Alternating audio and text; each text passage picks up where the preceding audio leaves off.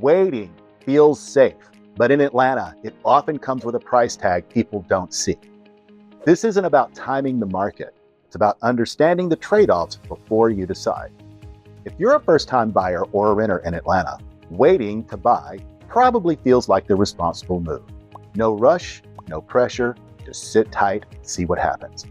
The problem is that waiting is not neutral. Waiting has an opportunity cost. What is that?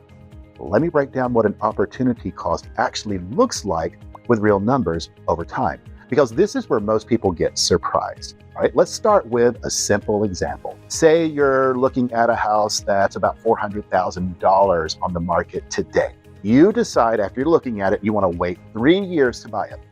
So if prices grow at a modest 4% rate per year, and that's what they do roughly all over the nation, have been for 85 years, that same home is now roughly $450,000.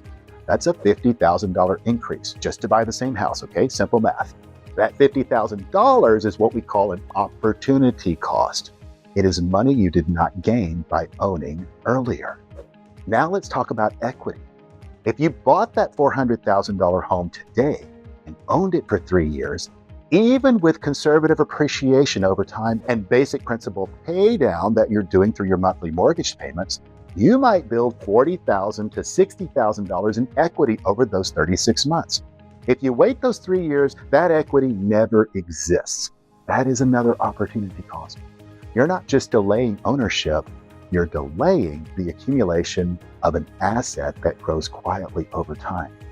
Now let's extend this to 5 years. At that same modest growth rate of 4% per year, $400,000 home could be closer to $485,000.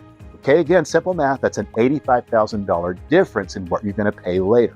At the same time, 5 years of ownership could realistically produce almost 6 figures of combined appreciation and principal reduction.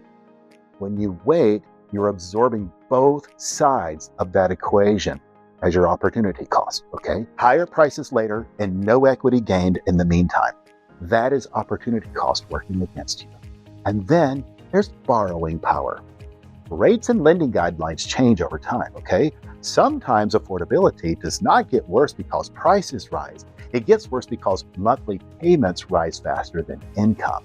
So if interest rates are higher in 3 or 5 years, the same house can cost significantly more per month, even if prices slow down, okay?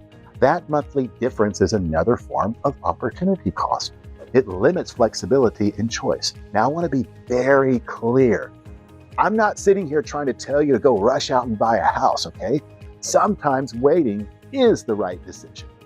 But intentional waiting looks very different from passive waiting. Intentional waiting sounds like this. I'm waiting because I need more savings. I'm going to wait because my job or my location is not stable right now. I'm going to hang out for a bit because I want some flexibility right now. I don't want to be tied down to a house that I own and have to make mortgage payments on it, okay? So passive waiting sounds more like, I'm just going to wait and see what happens, okay? The difference is understanding the opportunity cost of that choice, no matter what it is. Once you see waiting as a decision with real financial consequences or advantages, you can evaluate it honestly instead of emotionally. The goal is not to time the market perfectly. By the way, I say to folks all the time, it's impossible to time the market. You can't predict what this is going to be or that's going to be in the future, right? The goal is to make a decision you understand and feel good about.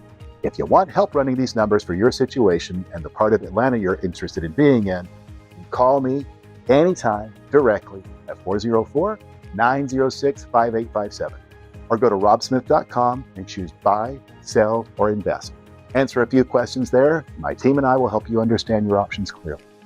Waiting is not wrong. Ignoring the opportunity cost is.